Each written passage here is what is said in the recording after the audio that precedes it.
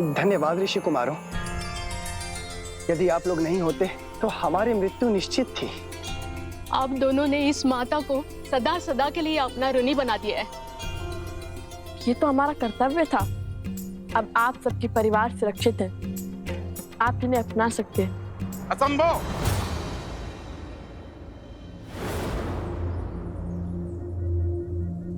ये गांव के भीतर नहीं जाएंगे। क्यों? अपनों को अपनाने में कैसे संकोच? आज सुध लौट आई है, कल को पुनः खो गई तो? आज असुरों ने छोड़ दिया, कल को पुनः घेर लिया तो? कौन रोकेगा उन्हें? कौन बचाएगा हमें? सब अपवित्र हो गए हैं। ऋषि भारद्वाज के मंत्रों और माता गंगा के जल के बल से ये पावन हो चुके हैं। आपको चिंता करने की आवश्यकता नहीं है। आपने सहायता का प्रयास किया, उसके लिए धन्यवाद, किंतु इन्हें अपनाने का निर्णय मेरा है और मैं नहीं चाहता कि इनके नकारात्मकता का प्रभाव गांव वालों पर पड़े। ये विचार भी कैसे कर सकते हैं आप सरपंच जी? इसीलिए कि आपके संतान पर कोई संकट नहीं आया। मेरा पुत्र इन दो नन्हे वीरों के कारण मृत्यु के मुख से लौटा है और आप चाहते हैं मैं इसे पुनः खो दूं? मौन! पुरुषों के बीच में खड़ी होकर मुख खोलने की उद्दंडता करती हो। जब पुरुष बात करते हों तो स्त्रियों का कार्य सिर्फ सुनना है, प्रश्न करना या निर्णय देना नहीं। अद्भुत, अद्भुत सरपंच जी, अद्भुत। कदाचित इन्हीं उच्च विचारों पर श्री राम अपनी राम राज्य की नींव स्थापित करना चाहते हैं। मैं वो क्या? यही है ना राम राज्य की कल्पना? स्त्रियों के स्वर को दबाना। किसी कारण से यदि स्त्री घर शीघ्र न लौटे तो उससे प्रश्न उठाना, उसे कलंकित करना, उसका सम्मान और उसका जीवन दोनों हर लेना। महारानी सीता के साथ भी तो समाज ने यही किया था ना। एक वस्त्र की पत्नी वर्षा के कारण घर शीघ्र न लौटी तो लोक अपवाद को इतना बढ़ावा मिल गया तो श्री राम को उसका पक्ष लेने के लिए अपनी पत्नी महारानी सीता का त्याग करना पड़ा। आज के लिए तो आपका शब्द, आपके अभिमान और आपका सम्मान अधिक महत्वपूर्ण है, किसी स्त्री के कष्ट और उसके दुख नहीं। आज अपने उसी सोच, उसी परंपरा के कारण एक माता को अपने पुत्र से भिन्न करना चाहते हैं आप। एक पत्नी को अपने पति से दूर करना चाहते हैं आप। संसार का सबसे बड़ा पाप करना चाहते हैं। क्यों?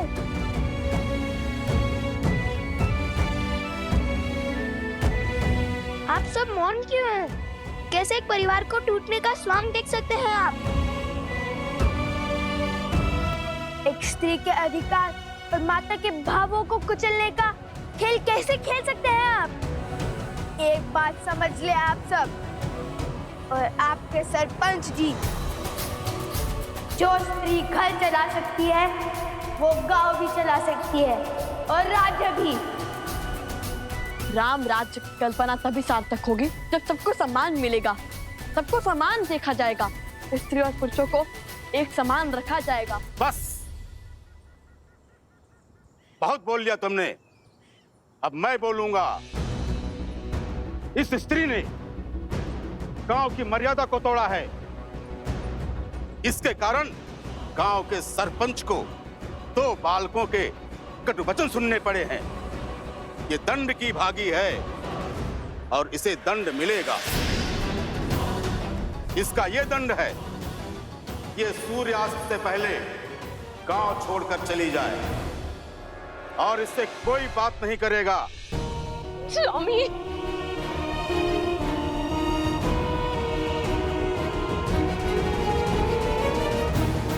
चलो। ये कैसा आदर कर रहे हैं आप? ये उचित नहीं है, रुकिए। कुछ युवकों के शरीर में असुरी शक्ति का वास तो था ही, किंतु इनके मन में भी असुरी शक्ति का वास है। अब इसे कैसे समझाए? कैसे इन्हें न्याय और प्रगति के मार्ग पर लाए।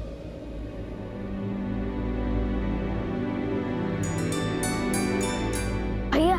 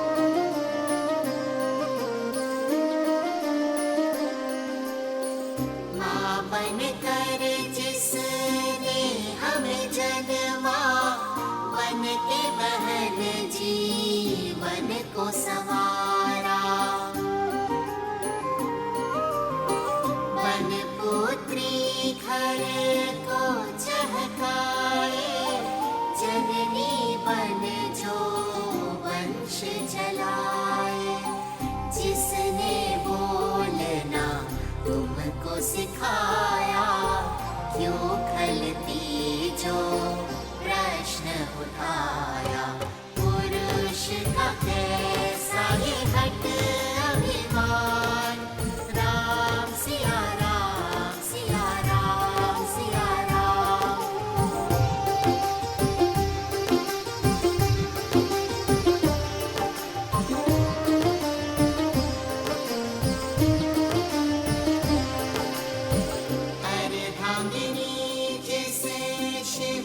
बताया देवों ने भी शीश नवाया। हर नर की शक्ति वो नारी, पुरुष के सम जीवन अधिकारी। उसके नयन से जल जो बरसे, सृष्टि सुख सामर्थ्य को तरसे। कर खंडित उस नारी का मान, अधिकार नहीं भजना श्री राम। नारी का मान चाहे सिया राम। राम सिया राम सिया राम सिया राम। राम सिया राम सिया राम सिया राम। सरपंच जी, ये मान सम्मान और ये पद हमने आपको दिया है ताकि आप हमारा भला कर सकें, ना कि हमारे घर की स्त्रियों को अकारण दंड दें। सरपंच जी ने अन्याय किया है। ऋषि कुमारों की बात उचित है। जहां स्त्रियों का सम्मान न हो, उनकी भलाई की चिंता न हो, वो समाज कभी आगे नहीं बढ़ सकता। हम इस सरपंच को नहीं मानेंगे। अब जिस स्त्री ने अपने अधिकार और सम्मान के लिए ध्वनि उठाई है, वो हमारी नई सरपंच होगी। हाँ, यही है हमारी सरपंच। यही है हमारी सरपंच। हाँ, यही है हमारी सरपंच। यही हमारी सरपंच। ऋषि कुमारों, आपके कारण हमारी सोच से अधर्म और अन्याय का आवरण हटा। कृपया कर हमारी नई सरपंच का अभिषेक करें। हाँ, आप ही अभिषेक करें। हाँ, आप ही अभिषेक करें। अद्भुत पुत्रों, अयोध्या पहुंचने से पहले ही राम राज्य की कल्पना को सार्थक कर दिया।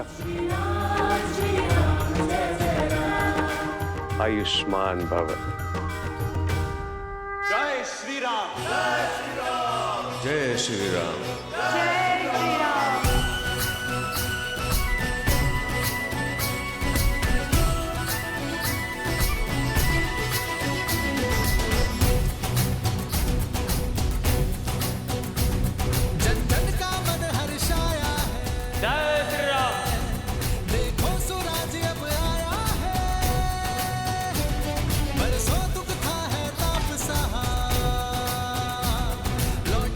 शीतल छाया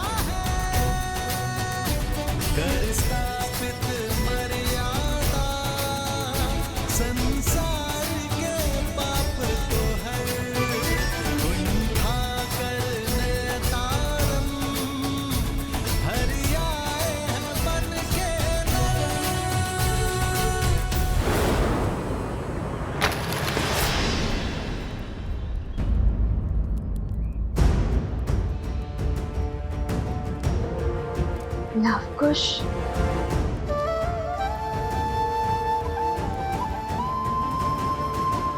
क्या हुआ देवी सीता? नहीं, कुछ नहीं, बस एक आभास सा हुआ, जैसे कि सब शुभ होने वाला है।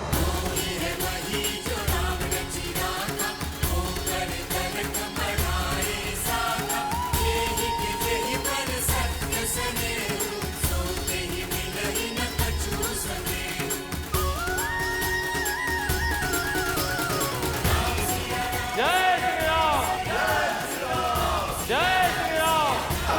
श्री राम। कोई कर्म जो मन को प्रफुल्लित कर रहा है, मानो जैसे जैसे शीघ्र ही सब शुभ हो जाएगा। समाज में व्याप्त जिस बुराई के लिए मैं और श्री राम अलग हुए थे, वो युद्ध अब गति पकड़ चुका है। ओम इष्ट देवताभ्यो नमः स्वाहा।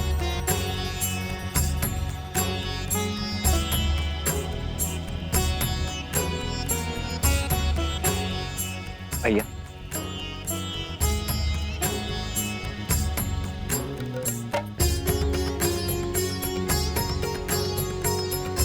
ये 5 पत्तियों वाला बेलपत्र बहुत दुर्लभ होता है लक्ष्मण। कभी कभी प्राप्त होता है और वो भी सहयोग से, और आज ऐसे ही किसी शुभ सहयोग से मेरा मन प्रफुल्लित हो रहा है लक्ष्मण। मानो जैसे मेरा मन हर दुविधा से दूर हो, हर संकट से परे हो। कुछ शुभ अवश्य घट रहा है। हमारे अश्वमेध यज्ञ का अश्व हर स्थान से निर्विघ्न विचरण करता हुआ आ रहा है भैया। कदाचित वही आभास आपके मन में हर्ष का कारण है। नहीं लक्ष्मण, अश्वमेध यज्ञ का अश्व इसका कारण नहीं है।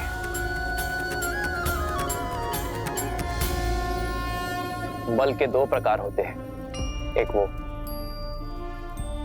जहां हम विरोधी को गिराकर उसे हराकर स्वयं को शक्तिशाली सिद्ध करते हैं, और दूसरा वो जहां हम अनुचित सोच को गिराते, कुविचारों को हराते हैं। यदि ये अश्वमेध यज्ञ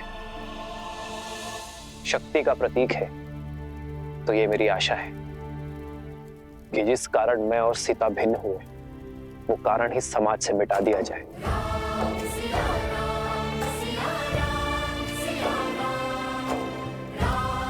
समाज में स्त्री को समान अधिकार मिले। जब जब कोई स्त्री पर लांछन लगे, तब तब उसका पति उसके साथ खड़ा रहे।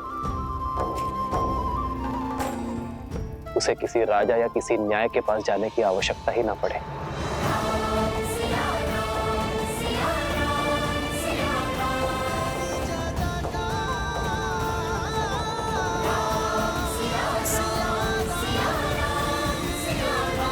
आज तो आनंद आ गया।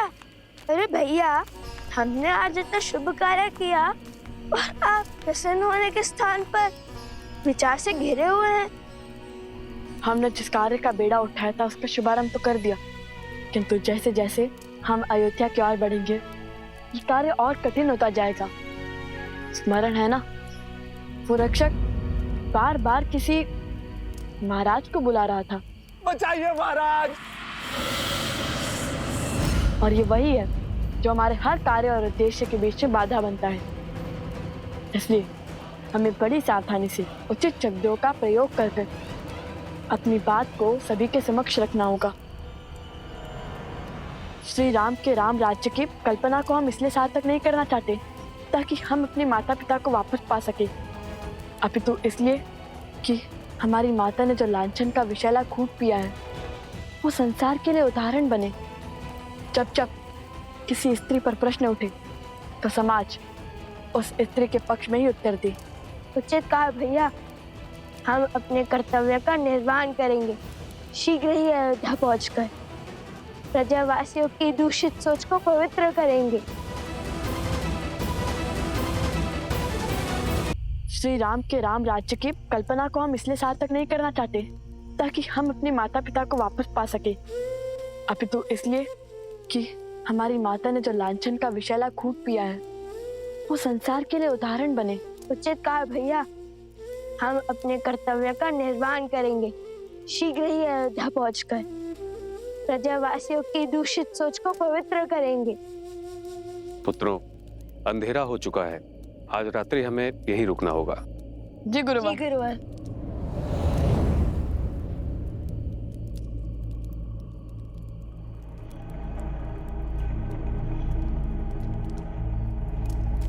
भैया, भोजन बनाने के लिए लकड़ियां लाने का आदेश दिया है गुरुवर ने, किंतु यहाँ तो सारी लकड़ियां गीली है। देखिए भैया।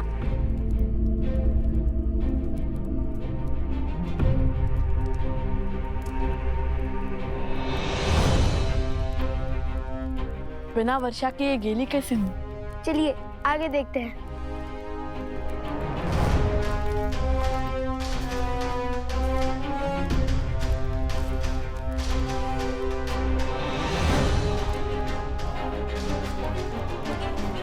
भैया, ये भी गिरा है।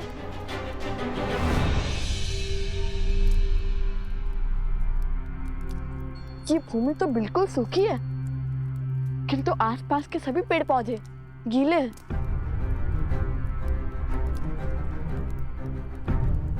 ये कैसे संभव है? ये कैसी वर्षा है?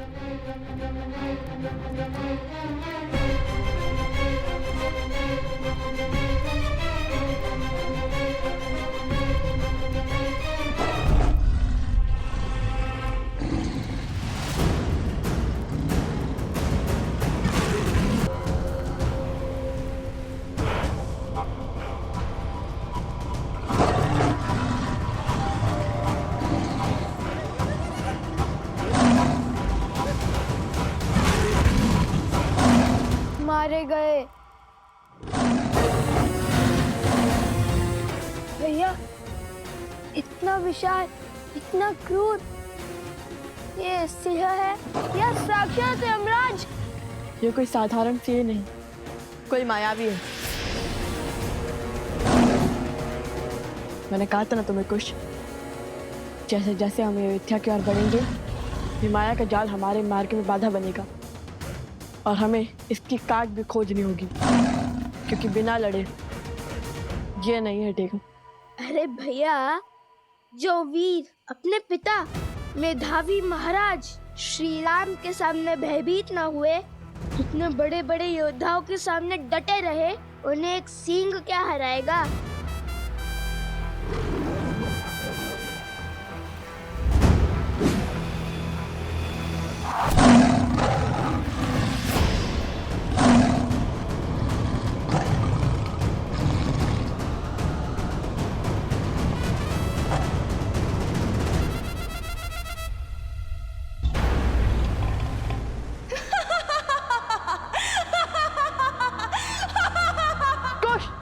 ये ध्वनि कहाँ से आ रही है?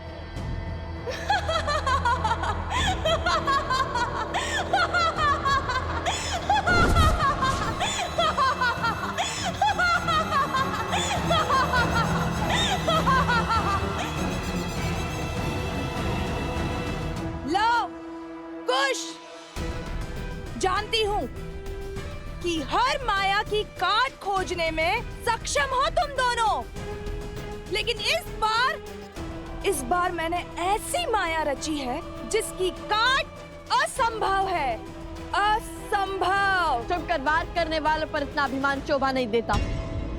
बताओ, कौन है तुम? क्यों आई हो? अपना परिचय दो। क्यों हमारे मार्ग में बाधा बन रही हो? सामने आओ।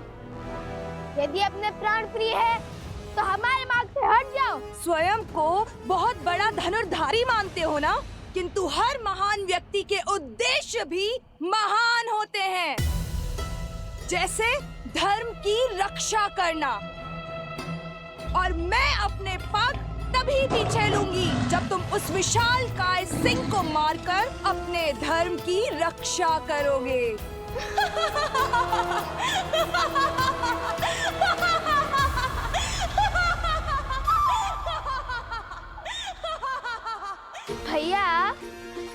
वहाँ पे तो बहुत सारे मार्ग हैं। हम तुम्हारी संतुष्टि के लिए इस सिंह के मुंह में क्यों जाए? खड़े रहो यहीं। भैया, हम किसी और मार्ग से चले जाते हैं। चलिए भैया। अरे, इतने बड़े शूरवीर होकर इतने से सिंह से भयभीत हो गए। तनिक समीप जाओ और देखो दाव पर क्या लगा है।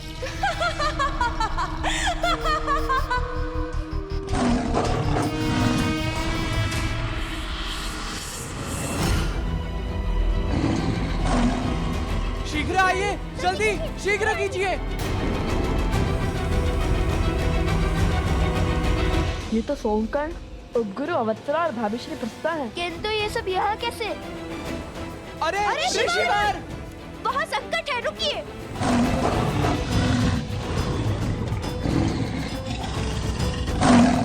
नहीं, रुको।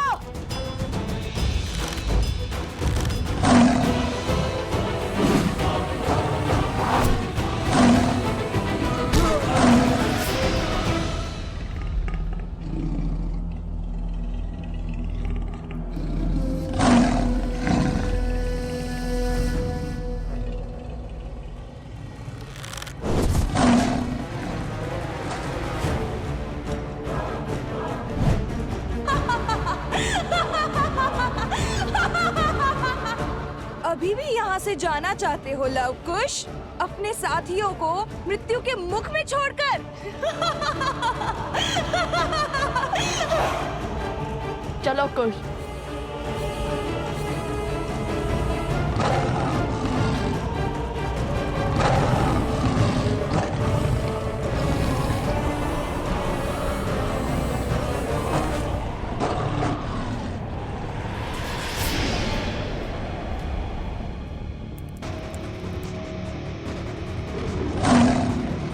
ये सिंह उस और किसे?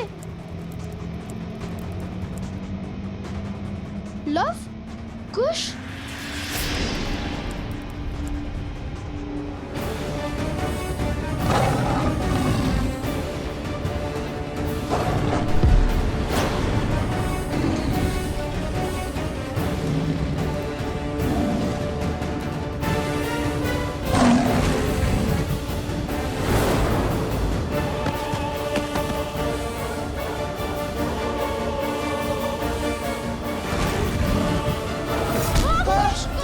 कुश!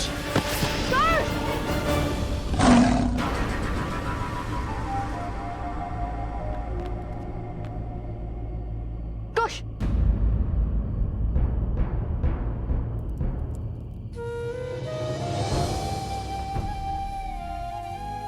कुछ नहीं हुआ भैया, ये तो केवल एक खरोच है।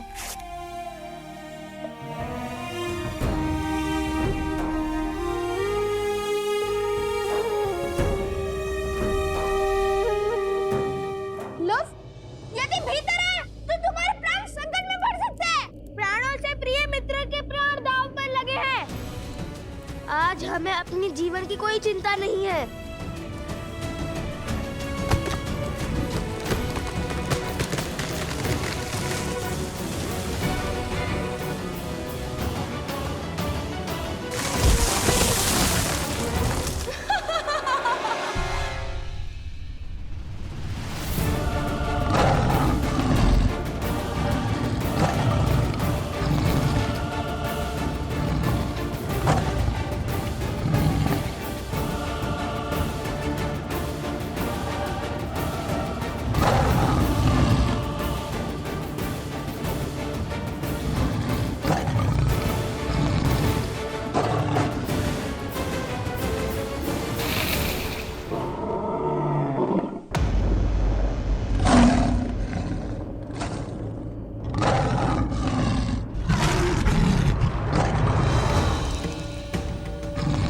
मार्ग से हटो मायावी पशु।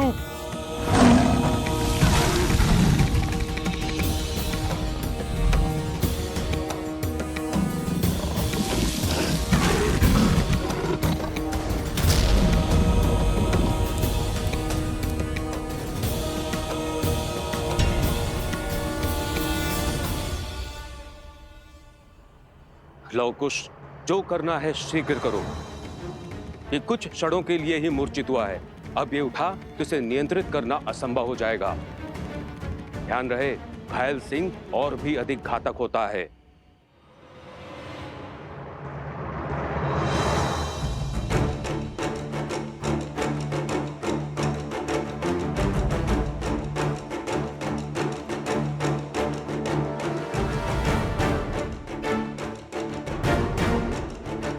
इसने तो पूरा मार्ग भी अवरोध कर दिया है, हमें इसके ऊपर से जाना होगा। आप यहीं रुकिए गुरुवर, हमारी प्रतीक्षा कीजिए, हम वहां पहुंचकर आपको बुला लेंगे। क्या हुआ कुश, भयभीत हो गए? माना कि इस पर माया की गई है, किंतु है तो ये भी एक पशु ही ना।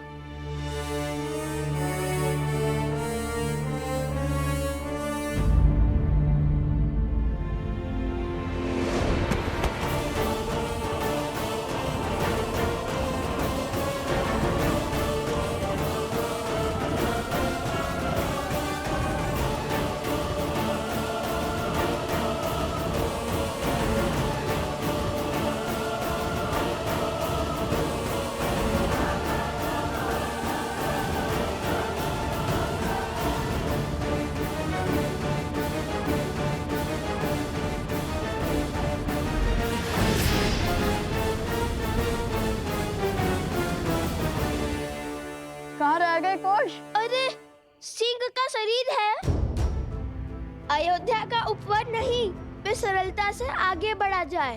और ये सांसें इतनी तीव्र ले रहा है कि लगता है कि भूकंप आ रहा है।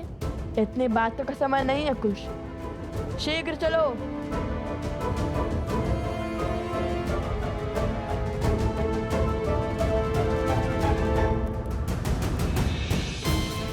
वो देखो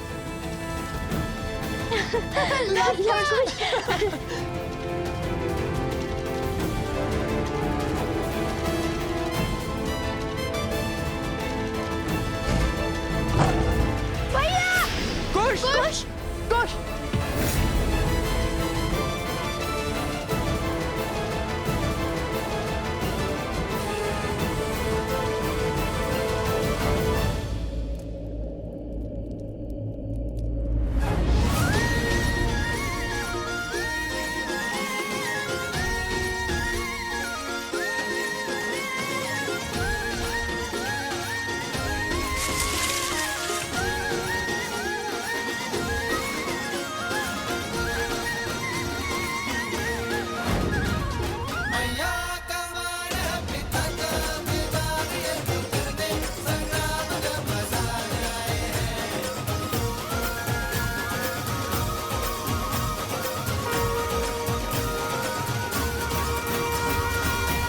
आप सब यहाँ क्यों आए हैं? तुम दोनों के लिए। हमारे लिए? हमारे लिए? हाँ, देखो, सुग्रीव, जामवंत, विभीषण, तुमने ही तो कहा था ना कि तुम रामायण का मंचन करोगे, तो उसी उद्देश्य से कुछ विद्यार्थियों को यहाँ जोड़ने चले आए। सभी राम कथा सुनने के लिए इतने उत्सुक थे, तो हम इन्हें लेकर आ गए। किंतु हमें क्या पता था यहाँ इतना भयानक सिंह होगा। शांत हो जाओ सोम, ये सिंह हमारा कुछ नहीं कर पाएगा। सिंह के संकट से कौन रो रहा है? मन तो इसलिए रो रहा क्योंकि अब तुम फिर से यही कहोगे कि जहाँ मैं होता हूँ वो समस्या अपने आप आ जाती है।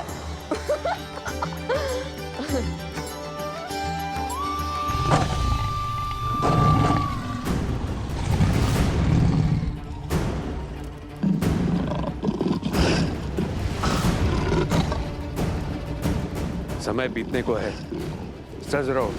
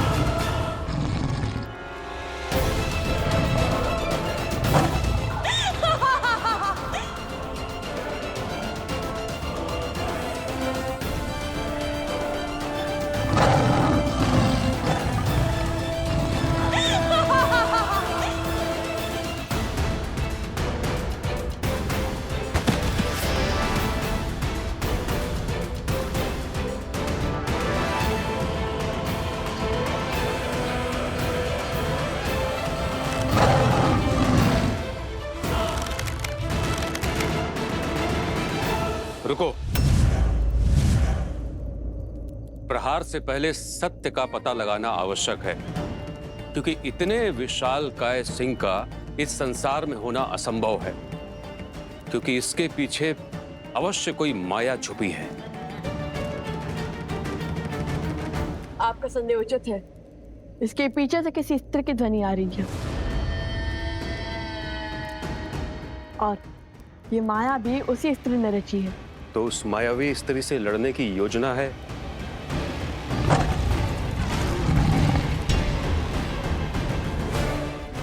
अभी बताते हैं।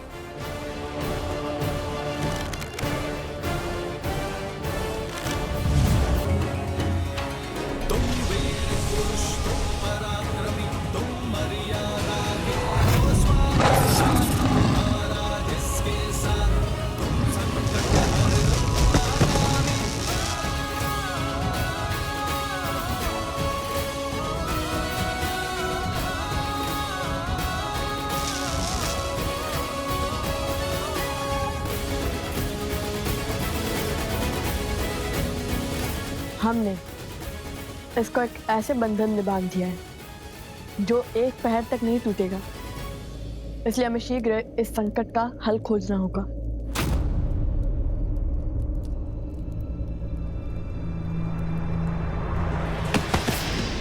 कुश!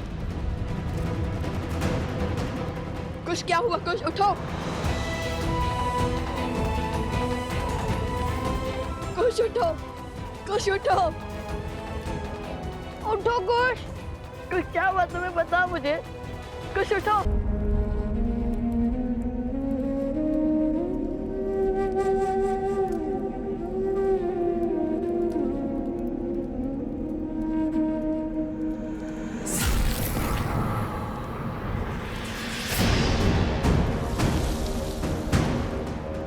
ये क्या? शेर के पंजे से। ये अवश्य कोई मायावी शक्ति है और उसका विष कुश के शरीर को पीड़ा दे रहा है। यदि इसका शीघ्र उपचार नहीं हुआ तो कुश का प्राण संकट में पड़ सकता है। कुश, उठो! कुश, क्या हुआ तुम्हें? बता मुझे। कुश, उठो!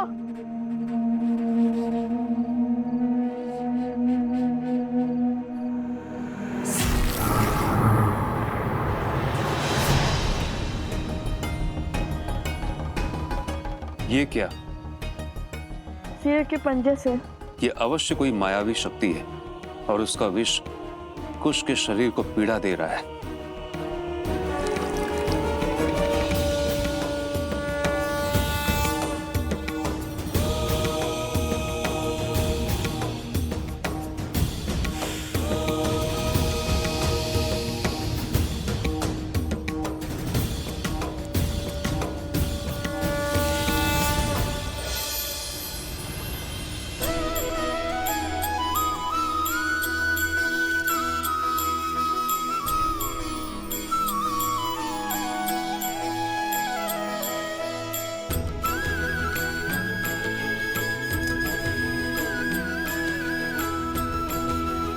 मुझे पहले क्यों नहीं बताया कि तुम्हें इतनी पीड़ा हो रही है?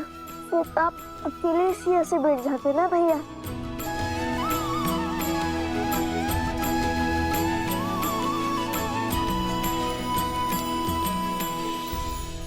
धन्यवाद गुरुवर, किंतु ये घाव ठीक तो हो जाएंगे ना?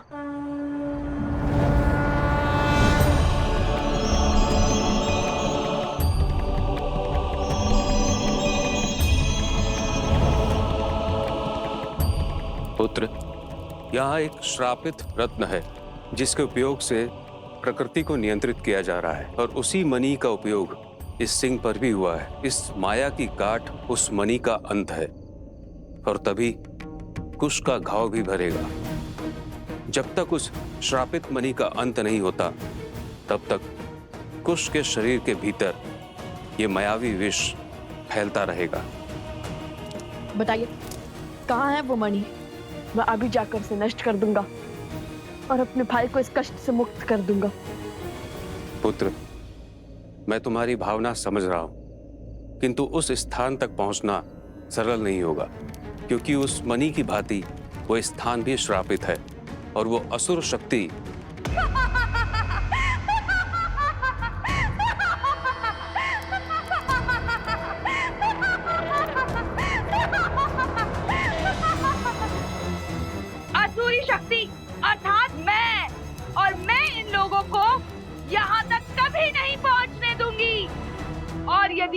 वो इस पद पर पहुंच भी गए तो केवल कुछ क्या, तुम्हारी मृत्यु भी निश्चित है।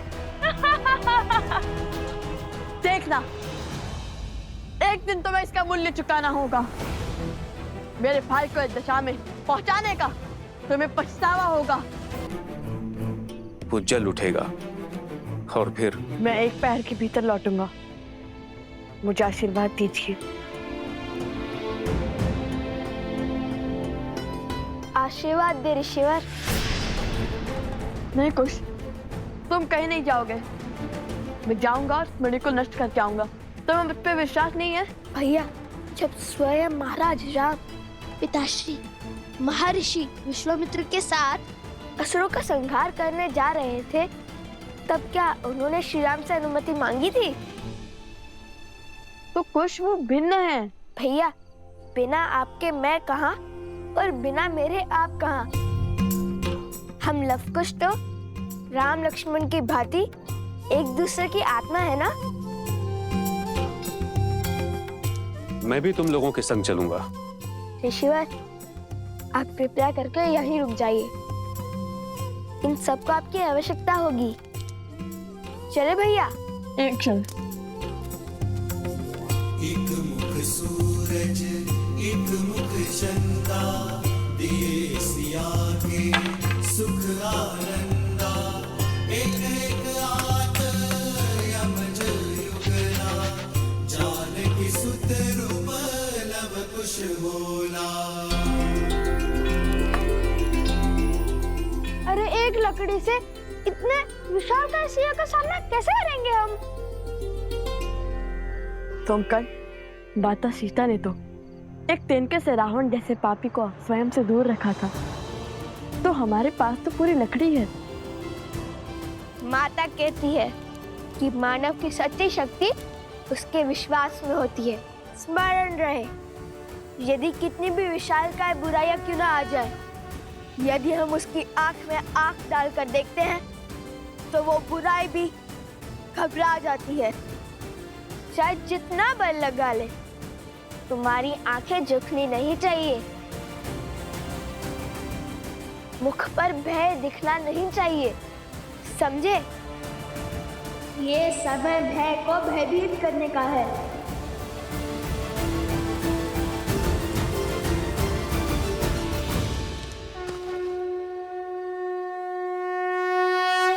विजयी भव।